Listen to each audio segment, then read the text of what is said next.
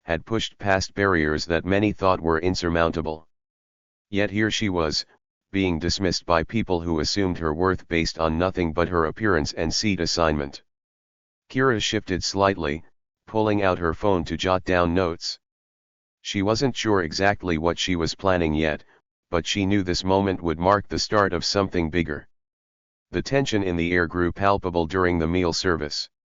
Lisa and Adam worked their way through the cabin, their expressions strained as they handed out trays of food with mechanical efficiency.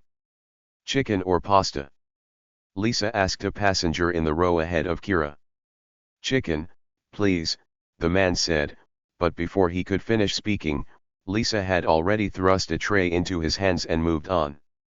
Kira's turn came, and she requested the pasta.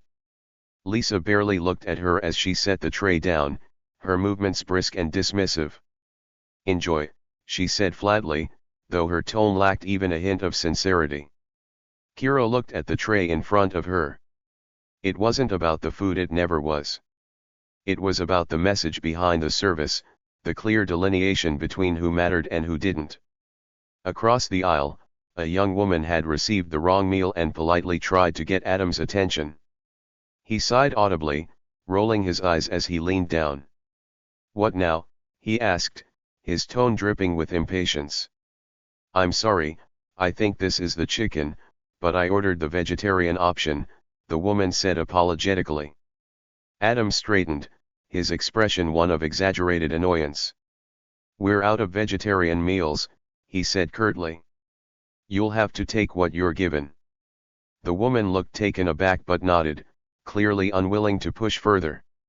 Kira clenched her jaw. It was one thing to treat her with disdain, but this kind of behavior was unacceptable across the board. She leaned slightly toward the woman, offering a reassuring smile. "Would you like my pasta?" she asked gently. The woman hesitated, but her gratitude was evident in her eyes. "Thank you," she said softly, and Kira passed her tray over without hesitation. The interaction didn't go unnoticed by Adam, who gave Kira a sharp look but said nothing. The hours wore on, and Kira watched as the dynamic between the crew and passengers remained consistent. The curtain separating first class from economy felt more like a wall, a fortress of privilege that only a select few were allowed to breach. Kira had had enough. She began drafting an email on her phone, her fingers moving quickly over the screen. She outlined everything she had observed, from the dismissive attitudes of the crew to the systemic inequality that was evident in every interaction. But as she typed, an idea began to take shape. This wasn't just about reporting a bad experience, it was about challenging the system itself. When the plane landed and passengers began gathering their belongings, Kira waited patiently, letting the others disembark before her. She watched Lisa and Adam as they bid farewell to the first-class passengers with bright, practiced smiles, their tones warm and welcoming. But when it came to the economy passengers, the smiles faded, replaced by indifferent nods and hurried gestures. Kira finally stepped off the plane, her mind racing with possibilities. This wasn't over, not by a long shot. Over the next few days, Kira dove headfirst into her plan. She began by researching the airline, uncovering a pattern of complaints about poor service and discriminatory behavior. She spoke to former employees who shared stories of a toxic work culture, one that prioritized profit over people. She compiled her findings into a comprehensive report, but she didn't stop there. With her extensive network and resources, she began laying the groundwork for something far more ambitious, a plan to take control of the narrative and hold the airline accountable. Kira's patience had always been one of her greatest strengths, and she was willing to play the long game. The crew who had laughed at her might not remember her name, but they would soon remember her actions. As the days turned into weeks, Kira's plan began to take shape. She wasn't content with just making a point, she wanted to make a difference. And as the pieces fell into place, she knew she was on the brink of something extraordinary. The airline had underestimated her, just as so many others had before. But Kira had built her life on defying expectations, on turning dismissal into determination. The curtain might have separated first class from economy on that flight, but in the end, Kira would show them that no curtain could divide respect, dignity, or justice. The hum of the engines created a constant background as Kira leaned back in her seat, her eyes scanning the cabin. She wasn't just watching for the sake of it, this was reconnaissance. Every interaction, every dismissive gesture by the flight crew, every muffled complaint from a passenger, it all painted a picture. Lisa and Adam were at the center of it, their attitudes shifting between practiced charm in first class and blatant disregard for the economy passengers. A man across the aisle raised his hand to request assistance with his overhead luggage. Adam glanced in his direction but didn't move, pretending not to notice until the man finally gave up and struggled on his own. Kira's lips pressed into a thin line. These weren't isolated incidents, they were symptoms of a deeper issue. But unlike the other passengers, Kira wasn't resigned to tolerating it. She was building a case in her mind,